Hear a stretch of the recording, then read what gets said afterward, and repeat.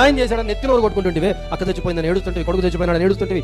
వాళ్ళు పోయారనే బాధ ఉంది కరెక్టే, కానీ ఒక మాట నువ్వు అనకూడదు, దేవుడు నాకు అన్యాయం చేశాడనే మాట అనకూడదు. ఎందుకు అనకూడదు? నువ్వు పుట్టించావా? నువ్వు ఇచ్చావా జీవం? నీకు అనుమతించింది, నీకు పుట్టడానికి కారణమైంది దేవుడు. వారి జీవానికి మూలం దేవుడు. పుట్టించిన దేవునికి చంపే హక్కు లేదా? అధికారం లేదా? జీవాధిపతికి జీవాన్ని తొలగించే హక్కు లేదా? నువ్వు ఎవరు ప్రశ్నించడానికి? నేనే ప్రశ్నించడానికి. ఆయన ఇష్టం. అందుకే యోబు మాట అన్నాడు, ఆయన ఇచ్చాడు, ఆయనే తీసుకున్నాడు, ఆయన నామానికి స్తుతి. దాని అర్థం ఏంటంటే మధ్యలో నేనేవాడిని మాట్లాడటానికి ఇచ్చింది ఆయన, తీసుకున్నది ఆయన. నేను ఎందుకు తిట్టాలి దేవుడిని? దేవుడు అన్యాయము చేశానని యోబు చెప్పలా. అది విశ్వాసం అంటే. అది దేవుడు నాకు ఆశ్రయమని, బలమైన ఆశ్రయమని చెప్పగలిగే ధైర్యం, గుండె ధైర్యం. అర్థమవుతుందా? అలాంటి కండిషన్స్ లో కూడా యోబు తన భక్తిని, ఆరాధన భావాన్ని, కృతజ్ఞతా భావాన్ని విడిచిపెట్టాలి.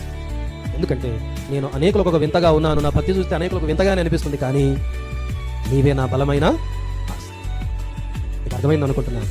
దేవుడు నీకు బలమైన ఆశ్రయం అయితే గుర్తుపెట్టుకో, ప్రపంచానికి నీ భక్తి జీవితం, నీ విశ్వాసం, నీవు, నీ ఆరాధన వింతగా కనిపిస్తుంది.